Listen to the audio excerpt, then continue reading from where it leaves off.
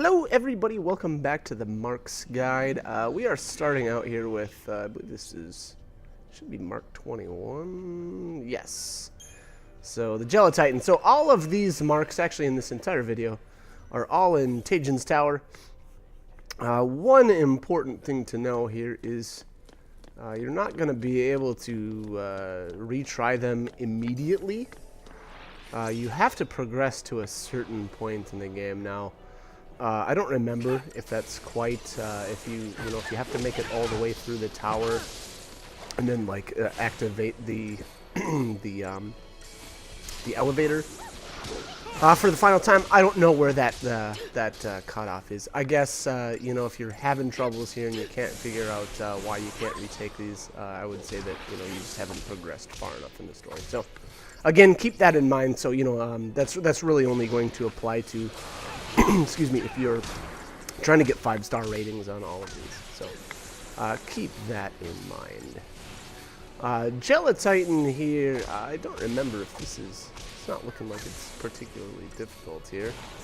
I've got the chain gauge driven up quite high, so potentially a switch to aggression would have been useful. But nah, I don't know.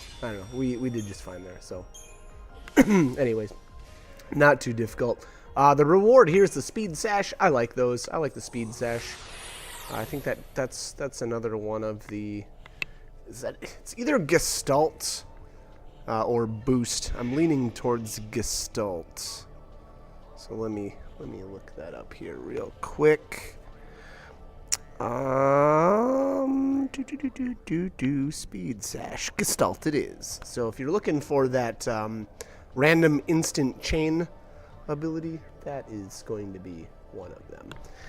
Anyways, moving on here to mission 22. This is the Infernal Machine, and our mark is the Ambling Bellows. Actually, I believe we've already defeated one of the Ambling Bellows enemies back in, where was that, Mahabara?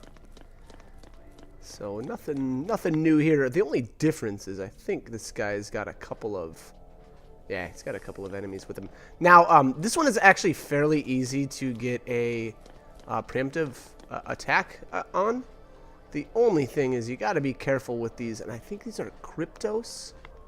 It's basically the upgraded versions of the hoplite enemies, and so there.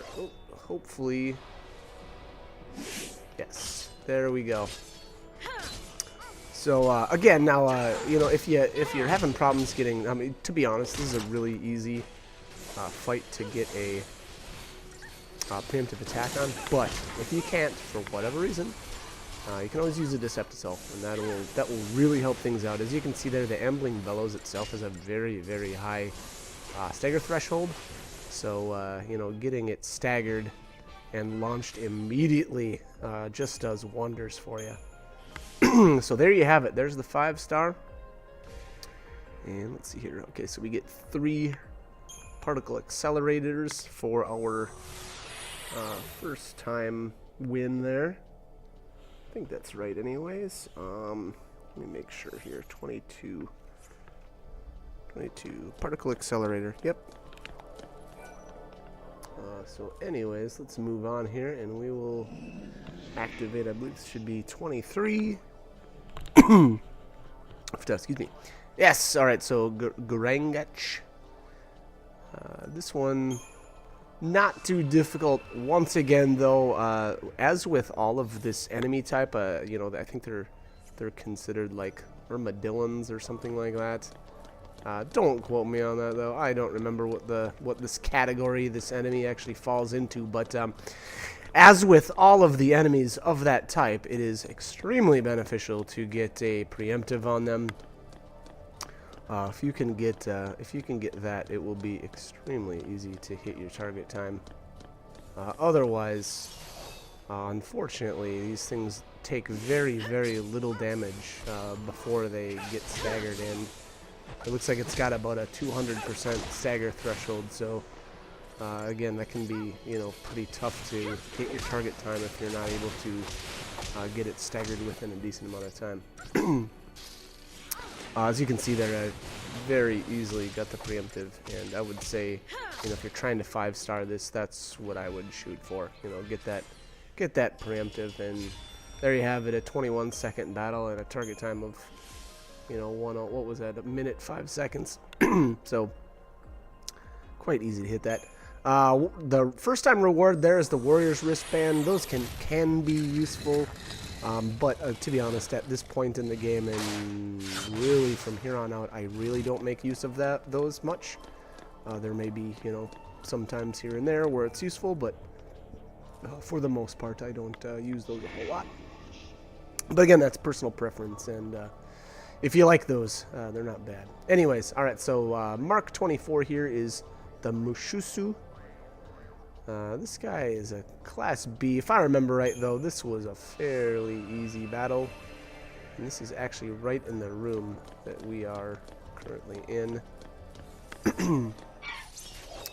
As far as enemy kill order here, I would say actually it's probably not a bad idea to take down the other enemies here first, although that is obviously not what I did.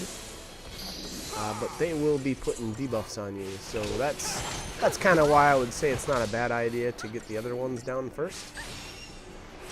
But anyways, the Mushusu here staggers fairly quickly, and once that happens, yeah, he's not going to last much longer. But anyways, here's so these are the Yakshumi, and you know, I'd say it's probably not a bad idea to take them down first, especially if this is giving you any issues. Now, as far as I remember anyway, the Mushusu doesn't do any sort of you know, really dangerous ability. So again, you could probably leave him until last.